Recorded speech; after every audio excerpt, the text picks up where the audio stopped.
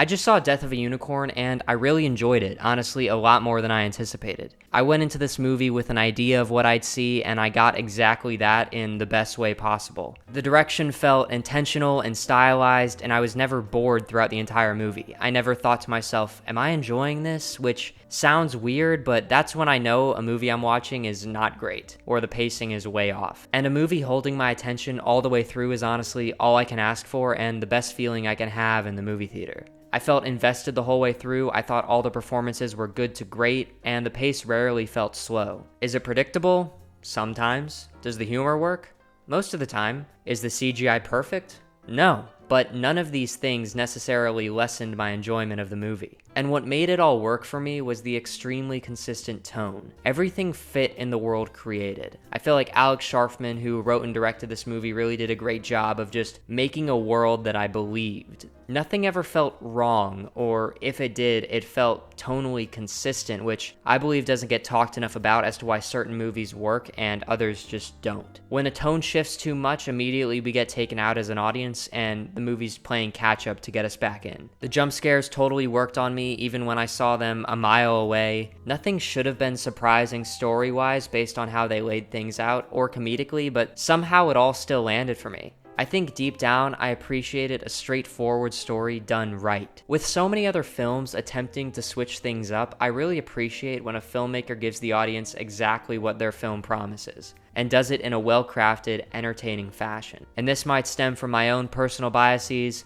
Watching so many movies and studying them in school, I used to appreciate subversion, but now I feel like so many filmmakers do it because they themselves know story structure so well that they subvert it when it's unnecessary. They feel like it's almost too easy to give the audience exactly what the story's building to, so they try to subvert it in the end. And now a classically told story done well satisfies me far more. It's almost harder to do because the audience knows what's coming, and it's like you gotta give them exactly what they want in a great way, and when you do, it's just the best feeling ever, for me. It felt like Jaws with a magical twist and a little social commentary and a classic horror gather in a house, stuff goes wrong. I just love that type of story also. It also had nice hints of Jurassic Park sprinkled throughout. Some people might criticize it for not exploring its themes more deeply, but after seeing movies like The Monkey and Mickey 17 a couple weekends back, I felt so refreshed to not be beaten over the head with themes and messages and explanations. And I'm not one of those guys who's like, get politics out of my movies. I love politics in my movies, but it's the same thing with story structure. A movie either succeeds or it doesn't, and I felt like Mickey 17 just didn't. This movie felt like the perfect amount for the type of movie that was being made, where I got the message and the themes, but I didn't need to be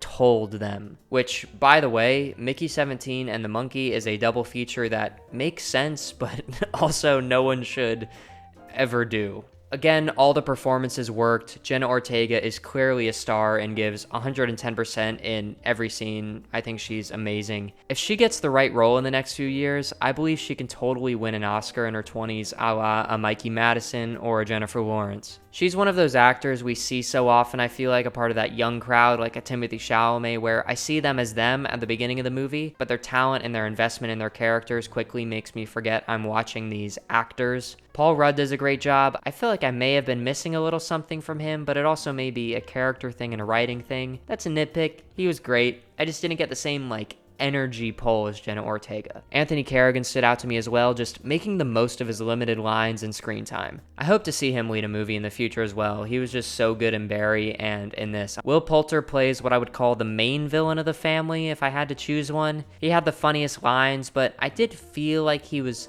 playing a character and not fully inhabiting this bro-rich persona, but I do feel like the same can be said for most of the characters in this movie. But Jenna Ortega and Anthony Carrigan have the talent to make their characters feel super lived in, even if there isn't as much depth as maybe some other movies out there.